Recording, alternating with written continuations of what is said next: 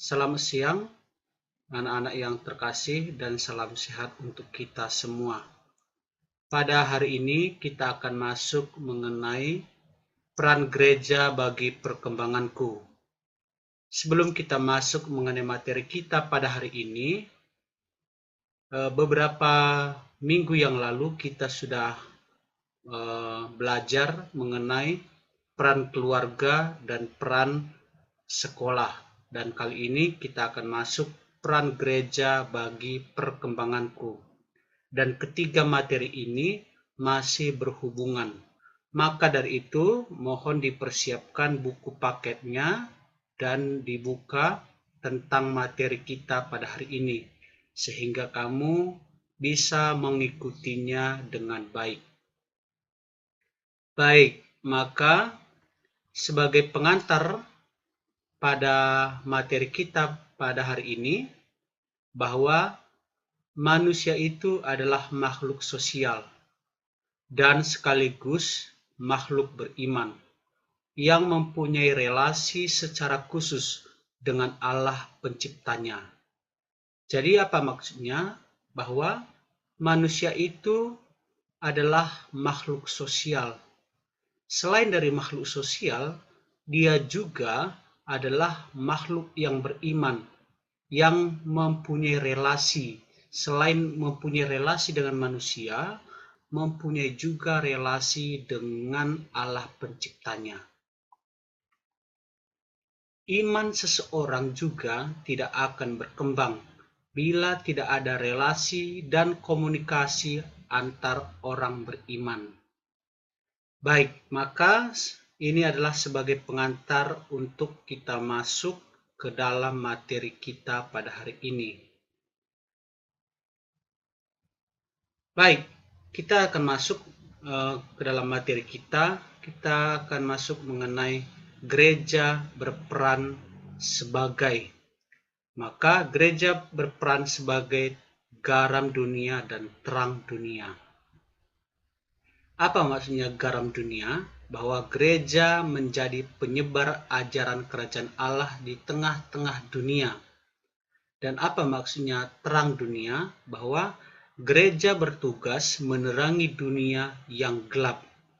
Jadi apa maksudnya garam dunia dan terang dunia? Bahwa gereja hadir untuk menyebarkan, untuk mewartakan kabar dunia di tengah-tengah globalisasi, di tengah-tengah zaman yang semakin modern.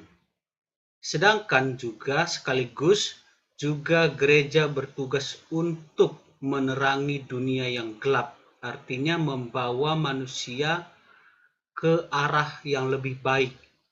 Ya, kita tahu bahwa manusia itu penuh dengan dosa. Ya, penuh dengan dosa, maka gereja wajib bertugas untuk membawa manusia ke jalan yang benar. Baik, peran gereja ada beberapa bidang. Yang pertama, dalam bidang pendidikan. Kita ketahui bahwa gereja-gereja juga memiliki ataupun berperan aktif dalam bidang pendidikan. Misalnya sekolah, ya, universitas. Nah, sekolah kita pun salah satunya Mater Dei itu adalah peran dari gereja, bahwa gereja itu hadir dalam bentuk pendidikan. Dalam hal kesehatan pun ada rumah sakit, klinik, ya, ada juga yang rumah sakit yang langsung di bawah gereja. Ada juga dalam bidang hukum, LBH itu Lembaga Bantuan Hukum. Ada juga gereja berperan dalam bidang sosial, baik itu komunitas, panti asuhan, panti werda, panti yatim piatu, dan lain sebagainya. Nah, ini adalah salah satu peran gereja di dalam perkembangan diri kita. Ya. Masih dalam peran gereja, yaitu gereja berperan sebagai nabi, sebagai imam, dan sebagai raja. Apa maksudnya sebagai nabi? Bahwa gereja mewartakan Injil kabar gembira kepada dunia. Sebagai imam, ia menguduskan umat Allah, dan sebagai raja, ia melayani umat Allah. Ini adalah salah satu peran gereja. Masih dalam peran gereja memiliki 5 tugas gereja, yaitu liturgia, kerigma, koinonia, martiria, dan diakonia. Liturgia itu maksudnya tugas menguduskan umat Allah. Kerigma itu adalah tugas mewartakan Injil kabar gembira. Koinonia tugas mengadakan persekutuan. Martiria tugas memberi kesaksian tentang Kristus Yesus. Diakonia ataupun pelayanan tugas melayani umat dan masyarakat. Ini adalah salah satu peran ataupun tugas gereja. Yang lebih jelasnya di kelas 8 tentang 5 tugas gereja ini. Nah, sekarang hanya sepintas saja kita pelajari. Kita masuk mengenai bacaan kitab suci Roma 10 ayat 14 sampai 15. Saya harap nanti kamu bisa membaca. Saya akan menjelaskan inti dari Roma 10 ayat 14 sampai 15. Intinya bahwa Rasul Paulus dalam suratnya kepada umat di Roma memberi penegasan tentang peranan orang-orang beriman yang lebih dahulu bergabung dalam gereja. Melalui kesaksian hidup dan iman mereka itulah iman gereja akan Yesus Kristus dalam pelayanannya diteruskan dari generasi ke generasi, sehingga manusia yang lahir di kemudian hari dapat mengenal Yesus Kristus yang adalah jalan kebenaran dan hidup. Yang selanjutnya, yang terakhir adalah peranku dalam gereja. Peranku dalam gereja. Sebagai umat kita bisa juga berperan aktif, terutama misalnya bertutur kata yang sopan saat berbicara, menghargai orang lain, melibatkan diri dalam kegiatan gereja, contohnya sebagai mestinar, pemazmur, kolektan, kur, ataupun petugas lainnya. Bisa juga membantu orang lain, melibatkan diri dalam kegiatan masyarakat. Contohnya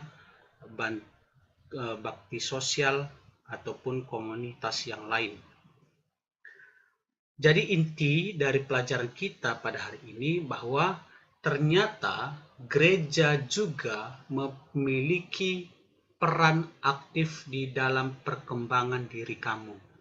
Bukan hanya orang tua, bukan hanya sekolah, tetapi gereja juga, ya, sadar atau tidak sadar bahwa gereja memiliki peran aktif.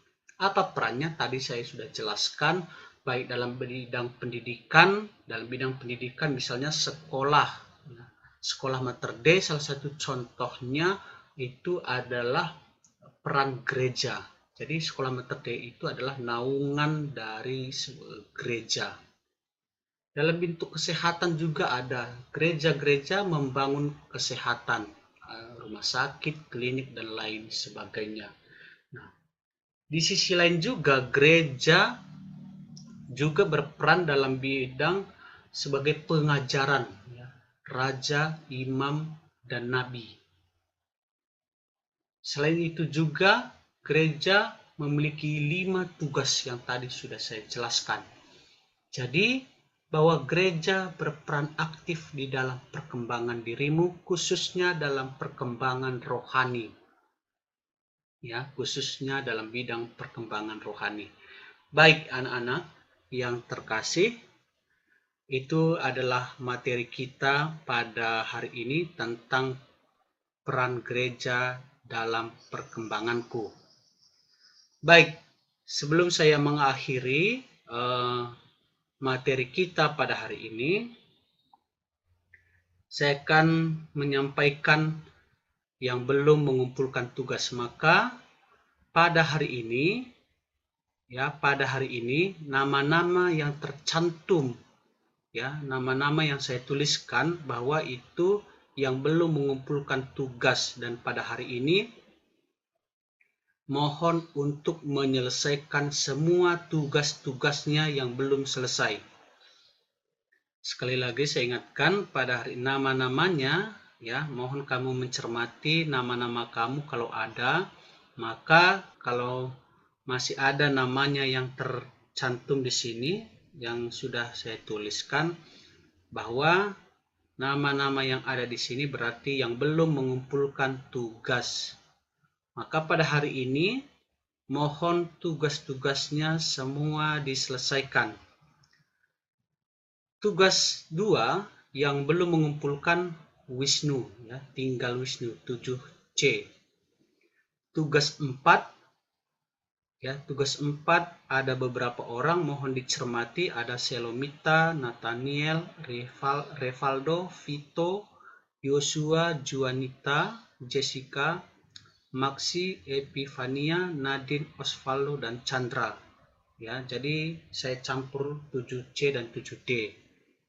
Tugas 5 juga masih ada yang belum mengumpulkan. Ada Blasius, Nathaniel, Revaldo, Vincent Lee, Vito, Yosua, Vinsa, Erika, Helirus, Epifania, Nadine, Osvaldo, Stefani, Chandra.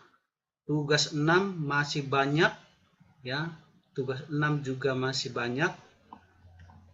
Tugas 7, tugas 7 ada beberapa yang belum.